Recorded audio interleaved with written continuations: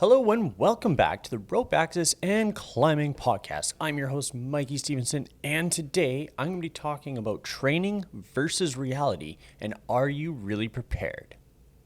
If this is your first time here, please make sure to subscribe and follow us wherever you get your podcasts. So stay tuned.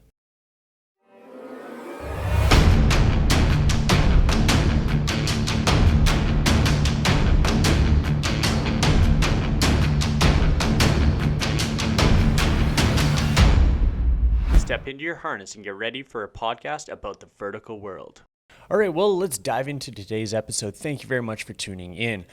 So today we are talking about training versus reality. Now, we are probably more than aware that, training environments are drastically different from working in the field. Now, my question about that whole concept is, are you really prepared? Yeah, okay, great. You went through your assessment, you passed your assessment, you have that piece of paper, and, tip to the hat to you, congratulations, you passed. But now you have to go to work on Monday and, perform the same duties as people in the field. Now, if you're a level 1, a level 2, a level 3, this is all relevant based on your certification, okay? But training is something that is a little less than ideal, okay? So, you show up, you do your training, you have, comfortable shoes on, comfortable clothes on, you got, music bumping away in the background, and that's awesome. It's super comfortable.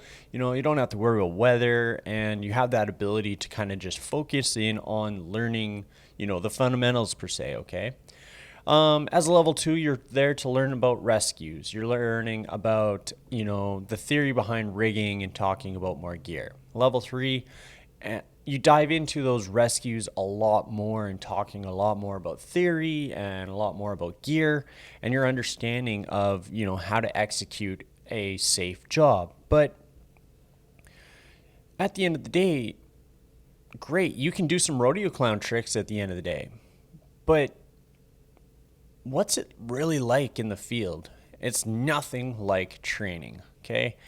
You go from a perfectly clean environment where it's quiet, and then you go into the field where, you're working with hand tools, you're potentially working with saws and grinders, and you have exposure to extreme temperatures, so extreme heat or extreme cold. There's nothing that prepares you for that in the training environment. Now, you head out in the field and you start working with people. How much are you thinking about the rescue? And are you thinking about the rescue adequately? Now, I've been on jobs. I've had people tell me, oh, let's go rig up a tension line in a pipe rack. And let's keep this in mind that this is an oil and gas environment. That's obviously where majority of my experience lies. But okay, let's go rig up a tension line. Great. What's the rescue plan? Oh, well, you're going to drag me out of the pipe rack and get me down to the ground. Excuse me? I'm 140 pounds on a fat day. What do you actually expect me to do? I'm not dragging no 225 pound person through a pipe rack. I physically can't do that. Maybe you can, I can't. So I have to think of things on a different scale from other people. Yeah, okay, great. I'm a level 3. Whoopee-doo. But it doesn't give me Hulk powers. I don't have the ability to just make it up and hope that, nothing happens. I have to plan for the rescue. I have to be prepared. I have to be competent in my current situation, current certification scheme to be able to execute those rescues. But what I'm trying to get at is, when was the last time you did any training in the field? Okay, if that's rock scaling, wind turbine work, window washing, working on a penstock, working in the oil and gas industry, when was the last time you had the ability to actually physically go out there and train? Okay, we're not talking about in a training center, we're talking about in the field. So, go out there, think about it. Okay, it's minus 30 degrees outside. Okay, what kind of challenge is that going to bring? How's the equipment going to operate? Are you following the manufacturer specifications to operate in those temperatures? Are you and the person that you're going to have to rescue, in a position where you don't have to worry about frostbite? How long is this rescue actually going to take? Is the system set up in a way that you can just lower them out and not have to worry about additional complications? Do the ropes touch the ground? Have you been able to minimize those potential obstructions to allow that person to get to the ground as fast as possible without actually physically having to get on ropes? Did you check the rigging prior to the job and how it's rigged? Say you ended up on the job and you're the second person on this job. Okay, in a training environment, yeah, okay. You showed up on Monday morning and the training center is pre-rigged for you. Great, that's awesome. But did you go around yourself as a level 2 or a level 3 and inspect each and every set of ropes? Did you ask the questions? Did you talk to the instructor? Probably not. Okay. Same thing goes for out in the field.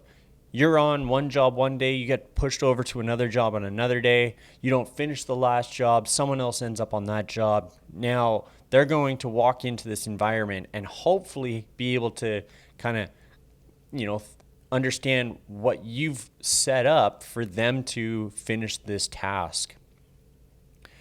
Experience for the technicians. Do you have the right people for the right job? Do you have technicians that have, spent the time doing the task in these harsh environments?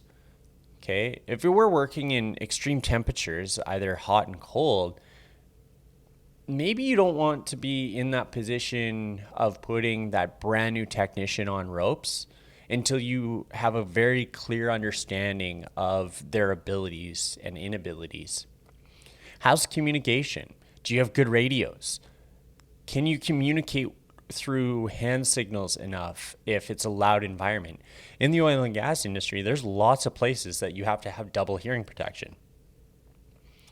Unlike a training center where you have the music blaring in the background, you just yell at your instructor and tell him to turn off the music and you can have a conversation. Obviously, in the oil and gas industry and many other industries, you don't have that ability to be like, oh, just turn that off. We have to try to communicate here. You have to rely on other means. You may have to rely on radios. Hopefully you have radios. Hopefully you have radios that are good.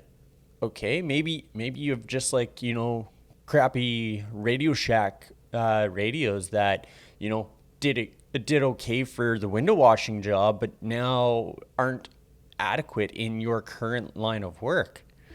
But then, okay, what about language barriers? Okay, there's a lot of cases where English may not be an individual's first language, so they don't have that ability to communicate properly because they don't have that same knowledge and understanding in that language.